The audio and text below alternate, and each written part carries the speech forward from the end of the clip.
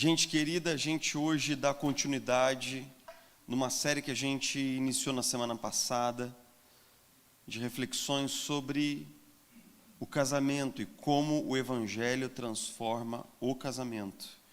Então eu quero te convidar a abrir comigo lá na Epístola de Paulo aos Efésios, no capítulo 5, no verso 22. Efésios 5,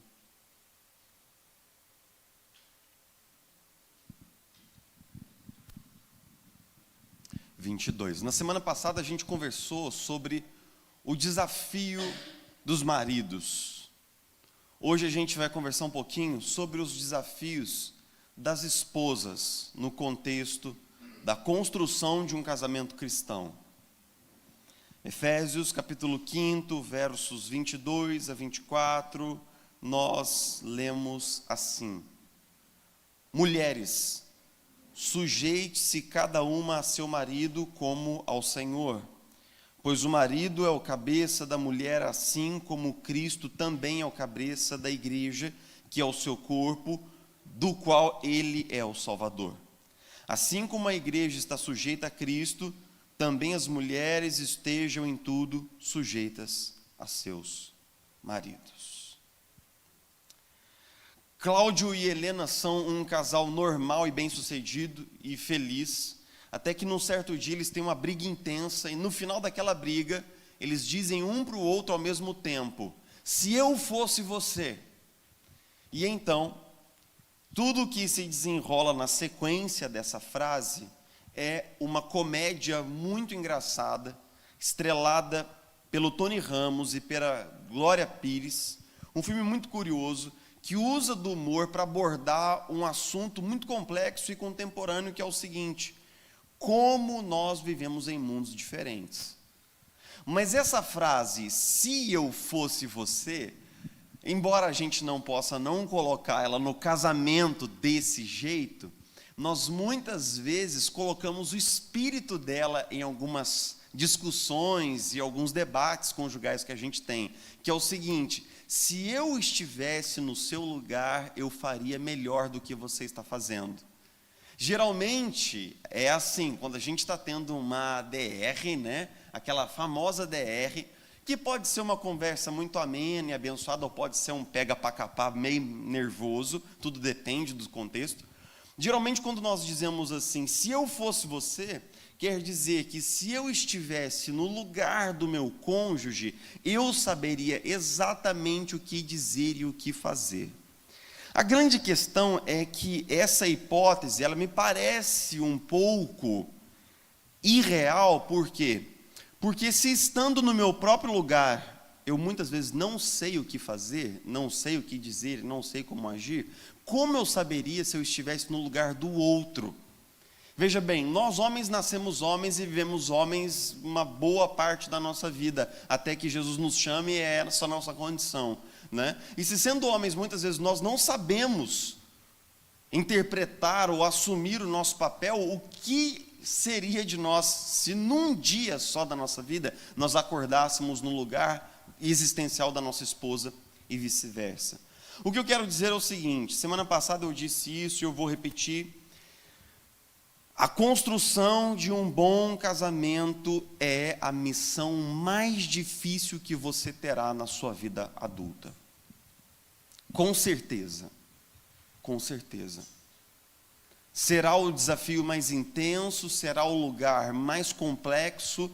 No casamento você experimentará suas maiores alegrias e provavelmente no casamento você experimentará suas mais duras decepções e frustrações. A grande questão é que nós precisamos sair de um modelo aonde nossos casamentos estão sendo empurrados coletivamente para um lugar em que há um misto de solidão e hostilidade. Solidão porque muitas vezes nós perdemos o fio da meada do diálogo dentro do casamento. E lembre-se que quando nós desistimos de conversar, é porque uma parte do nosso casamento morreu. Quando nós desistimos de falar sobre algo ou de tentar encontrar o caminho para um ponto de dificuldade, é porque uma parte do nosso casamento morreu. E então nós passamos a viver em solidão. Ou nós vivemos um clima de acusação, de achar o culpado, de crítica e de posição, que é esse clima de hostilidade. Então hoje nós vamos terminar aquilo que nós começamos na semana passada. Mas antes eu gostaria que você pudesse fazer algo importante. Alguns de nós estamos aqui com os nossos cônjuges nessa noite, outros não.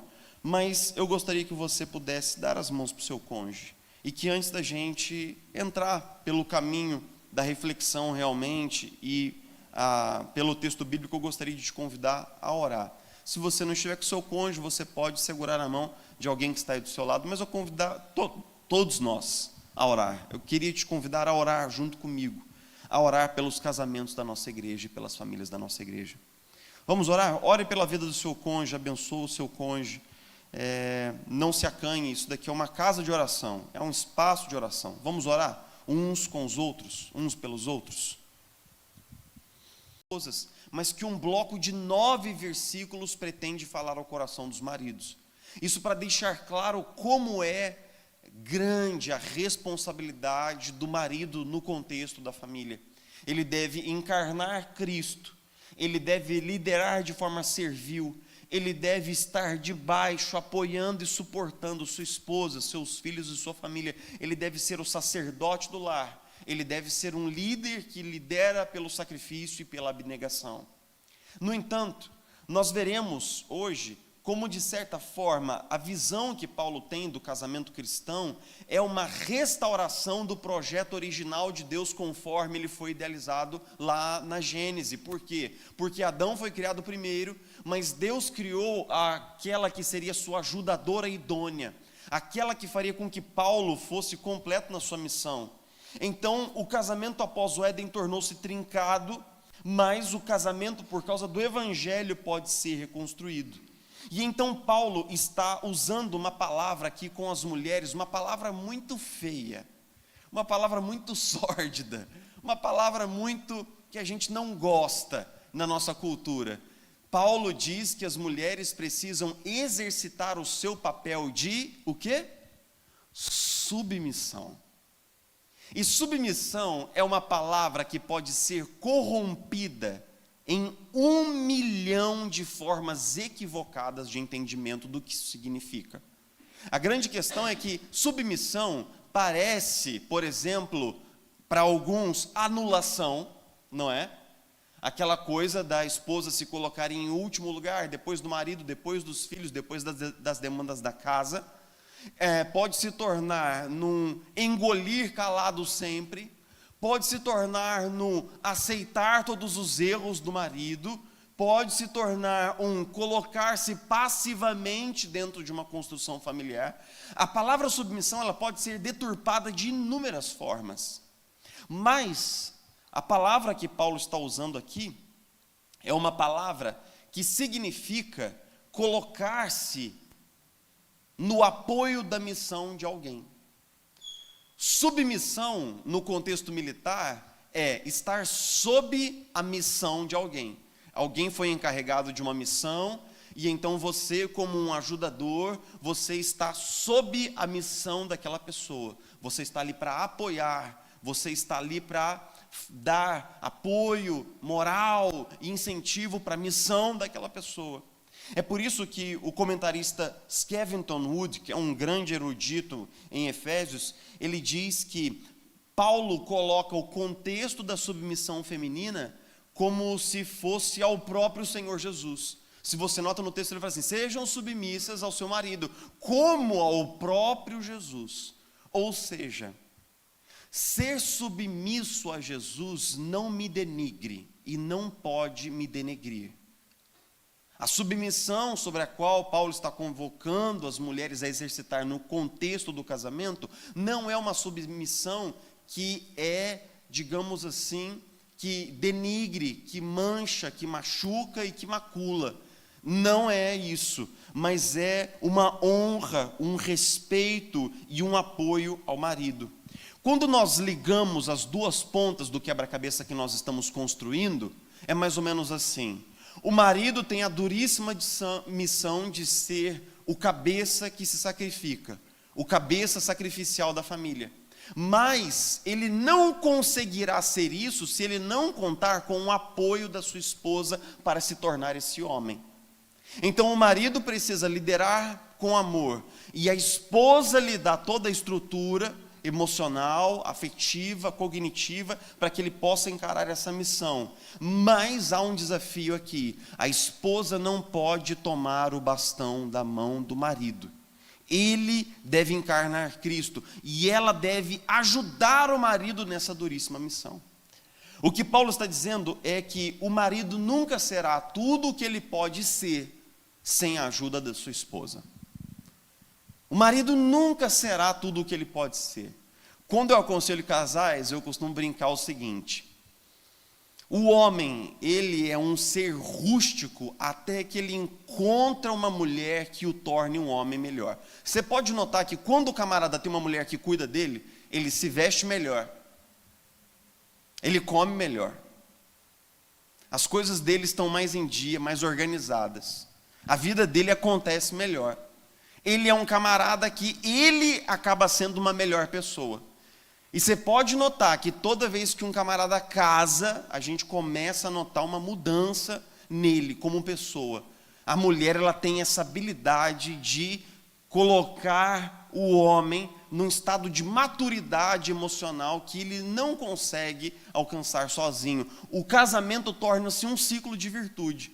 Eu conheço muitos homens antes e depois do casamento. Eu já casei muitos casais. E eu vou te falar uma coisa: eu conheço o cara antes do casamento, que ele tomava um banho a cada 2 dias, mais ou menos, tá? Não sabia lavar uma roupa, nem fazer um macarrão, tá? Perdia o dia certo do pagamento da conta de luz todo mês, e teve a luz de casa cortada umas 2 vezes, porque perdeu o papel e uma bagunça. Depois que ele casa, tudo vai entrando no eixo, as coisas vão acontecendo. O que eu gostaria de te lembrar é que Paulo está dizendo aqui que homens e mulheres dentro de um casamento cristão desempenham papéis que são diferentes, mas nenhum dos 2 papéis é melhor ou maior do que o outro, e no final os 2 se complementam, os 2 papéis se complementam, virando um ciclo de virtude. Agora, como de fato as mulheres podem honrar, respeitar seus maridos, dando a eles todo o apoio para que eles possam ser um tipo de líder no lar como Jesus? Eu separei 3 pontos. Eu pensei sobre muitas coisas, mas eu pensei em 3 pontos. E o primeiro é o seguinte: afirme o seu marido. Afirme o seu marido. Eu sei que nós homens, nós vivemos num mundo muito diferente das mulheres. E eu quero que você, mulher, pense por um segundo nisso. Nenhuma amiga sua de escola chega para você por volta dos 12 ou 13 anos e fala assim: eu duvido que você é mulher, eu duvido que você é menina, sobe nesse salto aqui, faz alguma coisa feminina, prove a sua feminilidade. Isso não existe no mundo feminino, mas isso está na gênese da construção daquilo que nós chamamos de ideário masculino. O homem, ele tem de provar a si mesmo. Isso faz parte dos ritos de passagem da adolescência masculina. Um menino chega para o outro assim, fala assim: eu duvido que você pula desse carro em movimento. E o outro, que recebeu esse desafio estúpido, vai pular do carro, porque se ele não pular, ele não prova que ele é menino, que ele é valente, que ele é homem como os outros. Eu duvido que você sobe nesse cavalo bravo aqui. O meu tio me disse uma vez, quando eu tinha 16 anos de idade. E eu, para provar que eu era um verdadeiro Costa, um verdadeiro Alvarenga, eu pulei nas costas daquele cavalo que quase me matou naquela tarde de verão. Nós homens, nós vivemos num mundo em que nós temos que provar a nós mesmos o tempo todo. E nós arrastamos depois isso para o trabalho e para as nossas relações de trabalho. Nós temos que performar. Existe uma certa ansiedade no masculino na comprovação de si mesmo e no provar a si mesmo. Então, cuidado, porque muitas mulheres, no intento de ajudar seus maridos, elas utilizam, às vezes, uma ferramenta que produz justamente o contrário. Tentando colocá-los para cima, elas utilizam uma ferramenta que é a crítica. Mas você, se você é casada, você já sabe que o coração masculino não é muito receptivo a um tipo de crítica que seja muito dura e frontal. Isso não é muito funcional. Eu gostaria que você pudesse pensar que é um grande desafio nós trocarmos a crítica pela afirmação, tanto para homens quanto para mulheres. Eu vou te contar uma história do meu casamento, vou aproveitar que minha esposa está dando aula na aulinha das crianças hoje, e vou barbarizar, vou contar um monte de coisa aqui. Brincadeira. Todas essas histórias ela já ouviu 1 milhão de vezes. A gente casou, a gente morava no Rio, e como você sabe, o Rio de Janeiro tem 2 estações no ano, tem quente e muito quente. Então a gente se casou por volta de fevereiro, naquele verão tórrido ali entre Niterói e São Gonçalo, e muitas vezes minha esposa tinha um dia muito corrido, a gente tinha uma divisão de tarefas no lar, mas eu tentava ajudá-la lavando as roupas. Eu lavava as roupas e eu pendurava as roupas. E isso dava no nervo da minha esposa. Porque quando ela chegava, tinha um monte de roupa jogada de tudo quanto é jeito no varal, cor misturado, coisas. Porque na minha percepção é o seguinte: o Rio de Janeiro é tão quente que se eu só abrisse a boca da tampa da máquina e deixasse as roupas lá, elas iam secar lá dentro da máquina, porque é muito quente. Então a maneira como eu penduro a roupa tanto faz. Então eu simplesmente jogava a roupa no varal para fazer uma outra coisa. E aí minha esposa vinha e falava, não sei, tal, não sei o quê, e criticava toda a minha arrumação do varal. Aí um dia eu falei para ela assim, Isabela, é o seguinte,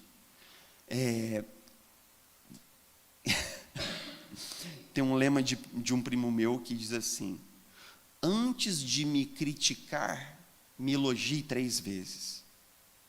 Que pelo menos eu tive a atitude de ver que tinha roupa no cesto, de colocar a roupa na máquina, de lavar e de pendurar a roupa. Se eu posso pendurar a roupa um pouco melhor, então você me ajuda a perceber como eu posso melhorar, mas não com uma crítica, mas com uma afirmação daquilo que eu fiz de bom. Uma vez eu encontrei um marido no meu gabinete e eu raramente faço aconselhamentos com os casais juntos, tá? Porque às vezes, ao invés de ser uma sessão de reparos, é uma sessão de mais machucaduras ainda. Então, geralmente eu faço esses aconselhamentos separados. E aí, então, o marido estava lá e a esposa e tal, não sei o quê, e ela reclamou que ele não fazia nada pela relação há muitos anos. Aí ele explodiu numa abertura de coração e disse assim, olha só, você se lembra quando há 3 anos atrás eu preparei uma tarde romântica para você e eu comprei flores para o seu aniversário? E você brigou comigo porque eu tinha comprado rosas e não margaridas. Mas a grande questão é que quando você critica uma atitude que eu quis ter e tentei fazer sem reconhecer o meu esforço, eu simplesmente imagino assim, bom, se eu fizer alguma coisa, eu serei criticado. Se eu não fizer nada, eu serei criticado. Então, pela lei do menor esforço, vou fazer nada. Nada.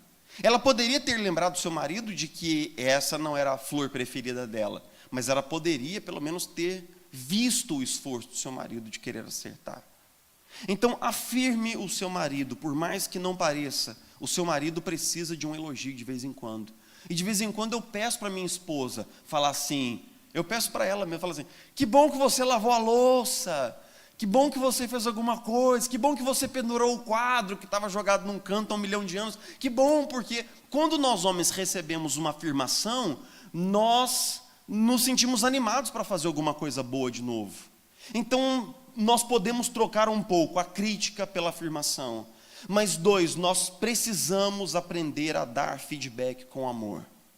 Nós, homens, precisamos de feedback para nos tornarmos bons pais e bons maridos. Nós precisamos que as nossas esposas sejam mensageiras da verdade sobre nós. Com certeza. Como eu disse aqui na semana passada, a minha esposa, ela me dá feedback constante sobre as coisas. Mas note que é difícil a gente dar feedback sem machucar uma pessoa. A gente tem que aprender a fazer um feedback que a pessoa saia dali se sentindo edificada, saia dali se sentindo assim, motivada, ao invés de arrasada. Mas nós, muitas vezes, arrastamos para dentro dos nossos lares o mesmo método de feedback que existe no mundo corporativo, que é: eu vou jogar a verdade sobre a mesa e você lida com isso do jeito que você quiser. Tipo assim, eu vou te dizer o que eu acho e depois você cata os cacos aí e faz o que você quiser com isso, né? Ou seja, não só o conteúdo tem que ser acertado, mas o tom tem que ser muito correto também. E provavelmente a hora, né? Existem horas menos indicadas para a gente ter uma conversa desse tipo. Existem horas mais indicadas para a gente ter uma conversa desse tipo. Existem aquelas horas em que você pode ter um acesso maior e melhor ao coração do seu marido.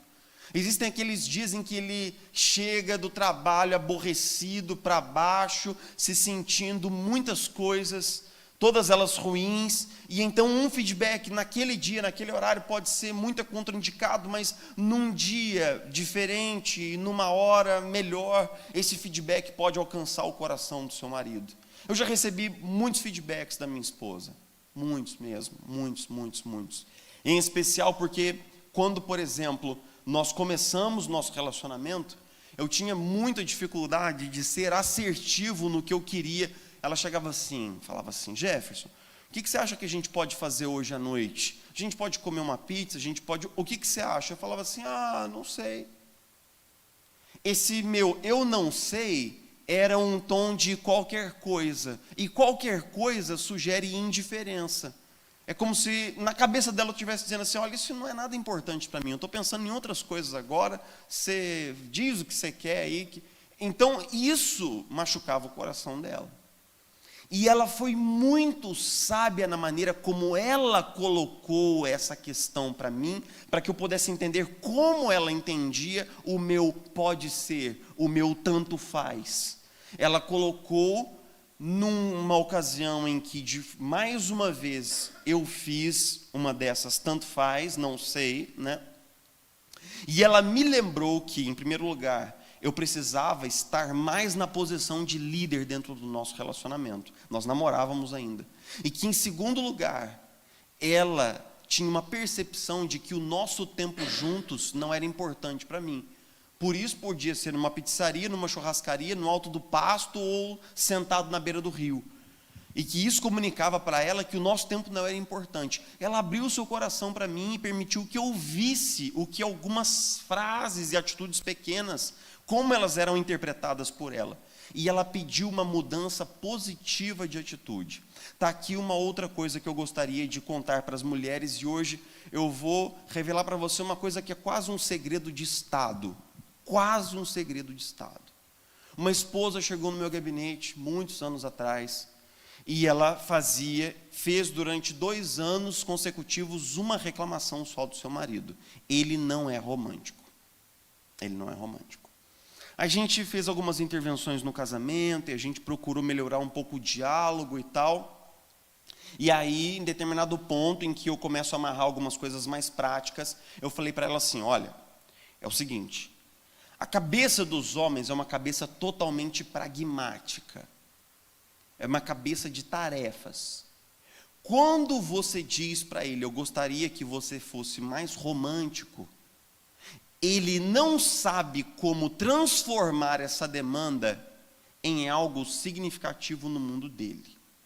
O que você pode fazer com seu marido e vai trazer mais resultados é o seguinte: diga para ele assim: toda semana, na quinta-feira, você vai me levar para jantar fora. Não importa o lugar, você vai me levar para jantar fora. Pode ser um hot dog na esquina, mas você vai tomar a atitude de preparar um tempo para mim.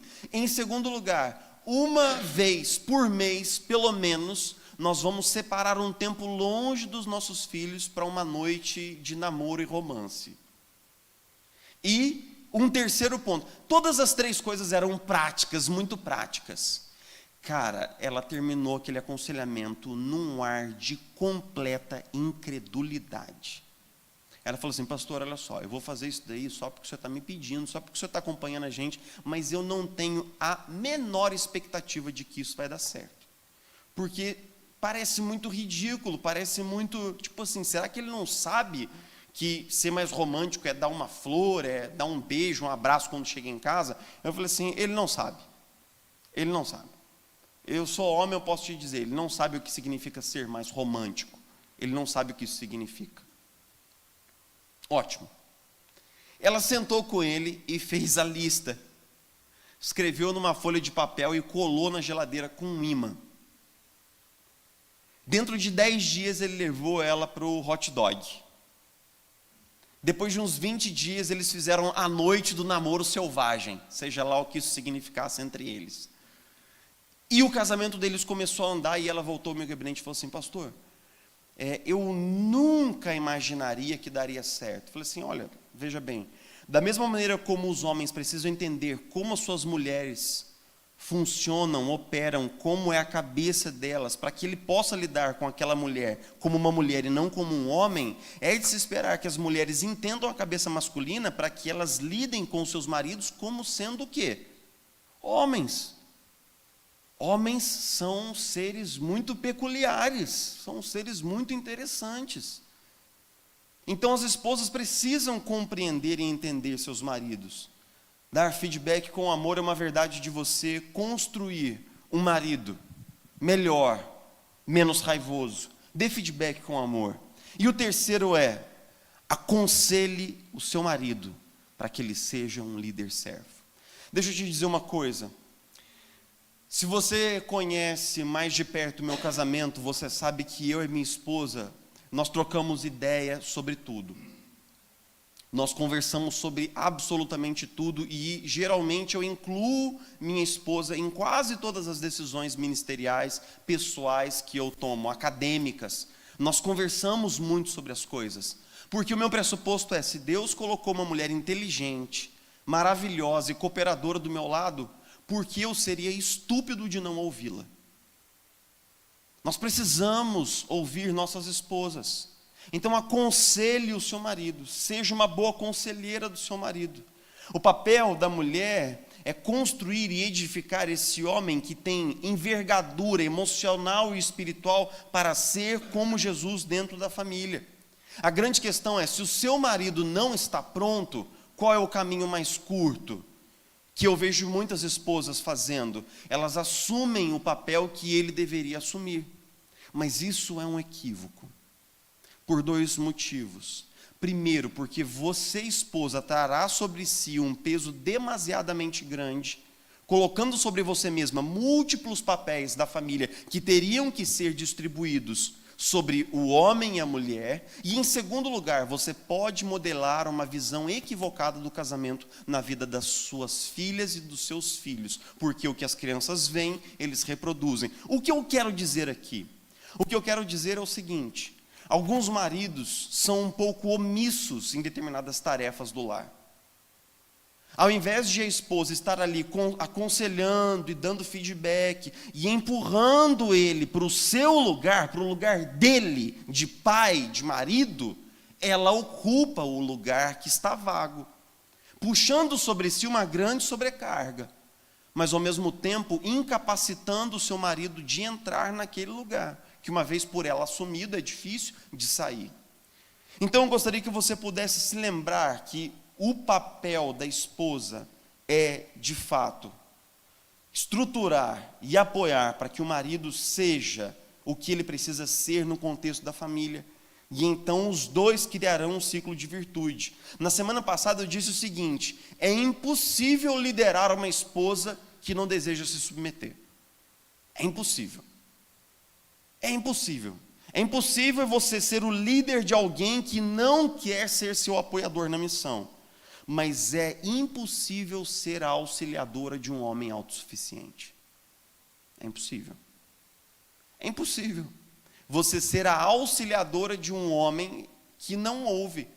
E aqui nós homens temos que dar o braço a torcer de que às vezes a gente é muito A gente tem sobre nós aquele coisa de que o homem tem que ter a resposta para tudo, o marido tem que ser o grande centro decisor da família, e jaz sobre nós essa responsabilidade de ser uma coluna de concreto na nossa casa. Mas note que, na verdade, o que Paulo está dizendo é que no contexto do casamento cristão, homens e mulheres estão unidos no esforço de ajuda mútua.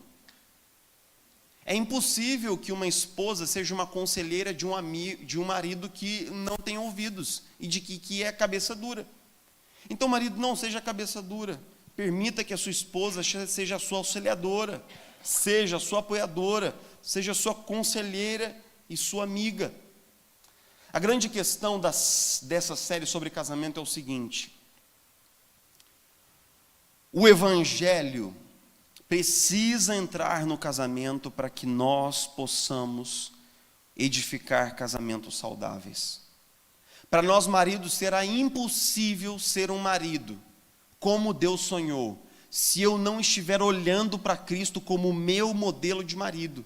Se o marido não estiver olhando para Jesus como o modelo de marido a ser seguido e encarnando nas suas atitudes uma atitude de servo, uma atitude humilde, lavando os pés da sua esposa, batalhando pelo bem da família, colocando-se sempre à disposição da abnegação e do sacrifício, dificilmente ele vai facilitar o papel do apoio feminino. Se a esposa não estiver entendendo a sua missão no seio da família, de submissão, de apoio, de estruturação, de incentivo e de afirmação do marido, dificilmente ela será tudo aquilo que ela pode e deve ser no contexto do casamento. A grande questão é que, mesmo na sua submissão, a esposa deve ser como Jesus. Lembre-se de que quando o Pai decide enviar Jesus para morrer na cruz em nosso lugar, Jesus aceitou essa missão com um grande amor, com grande responsabilidade, com um senso de propósito. E para Jesus não foi uma humilhação se submeter ao envio do Pai. Ele fez isso com amor, ele fez isso por amor. Então a esposa também na sua missão, ela também encarna Jesus. A grande questão é que eu gostaria de relembrar os irmãos, no final dessa reflexão, o seguinte: Paulo não escreve esse texto para homens e mulheres cristãos dizendo assim: maridos, se vocês quiserem e estiverem afim, amem suas esposas, porque isso pode ser bom para a relação de vocês. Ele não apresenta isso como uma opção, ele apresenta isso como um mandamento. Ele não diz assim: esposas, se vocês estiverem no clima e gostarem da ideia, apoiem o marido na missão dele e sejam submissas a ele. Não, ele apresenta isso como um mandamento. A grande questão é que a visão que Paulo tem do casamento cristão é um ciclo de virtude, onde a liderança do marido facilita o apoio da esposa, o apoio da esposa torna possível a liderança do marido. E nesse ciclo de virtude, o Evangelho é mostrado, encarnado, encenado dentro da família, diante dos olhos dos filhos, mas diante dos olhos de toda uma sociedade que precisa ver Jesus nos nossos casamentos. Eu quero enfatizar e terminar nossa reflexão relembrando com você o que eu disse na semana passada. O seu casamento não é só para o seu bem. O seu casamento é para que Jesus seja visto, conhecido por meio da sua família e do seu casamento. O seu casamento é para que você e o seu marido, você e sua esposa possam apresentar um modelo de uma família restaurada pelo Evangelho para pessoas que já perderam qualquer tipo de fé ou convicção na família. Nós temos uma missão. Nós temos uma missão de restaurar a crença da possibilidade de famílias saudáveis, curadas e reintegradas pelo Evangelho. E de novo eu quero te convidar a dar a mão para o seu cônjuge para nós orarmos juntos aqui no final do nosso tempo de reflexão.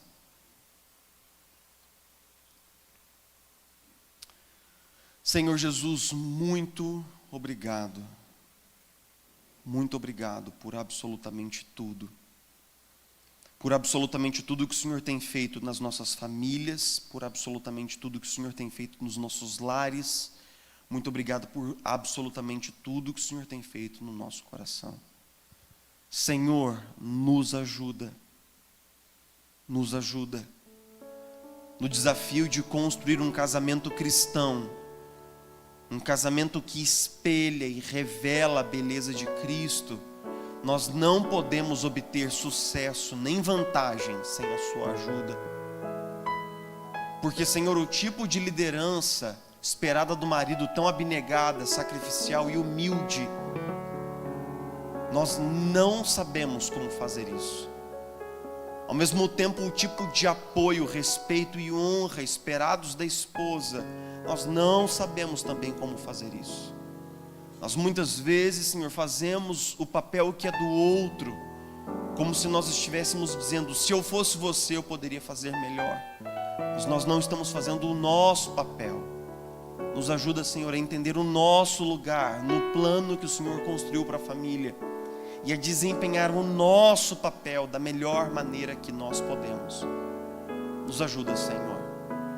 Nós pedimos a Tua graça, nós pedimos o Teu favor sobre os casamentos da nossa comunidade e a Tua cura, para que as nossas famílias sejam alcançadas por uma grande transformação das dinâmicas familiares.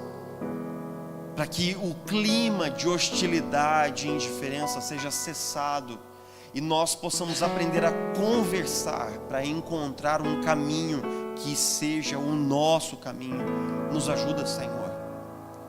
Se, Senhor, nós hoje temos aqui dentro casamentos machucados e feridos, que chegaram aqui, Senhor, entristecidos com o seu cônjuge, ou desesperançosos do futuro da relação, nós oramos pedindo que o Senhor possa derramar, Senhor, uma unção de cura, de esperança e de paz.